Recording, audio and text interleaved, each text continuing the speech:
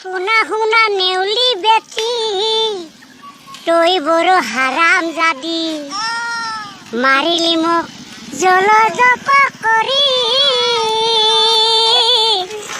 ও ডৰা নাপে তই বেটি মলকে আহিলি যাচি 100 বছৰীয়া তই বুঢ়ী আর জিও এটা হুরবুরা দেখা যেন কলর মুরা মাতে মোক সামাই জমাই বুলি এ খুরখালি ডিম বুলি পাকা নিলি 14 কুড়ি খুরখালি ডিম বুলি পাকা নিলি 14 কুড়ি অবা শেষত দিলি গলতা মাই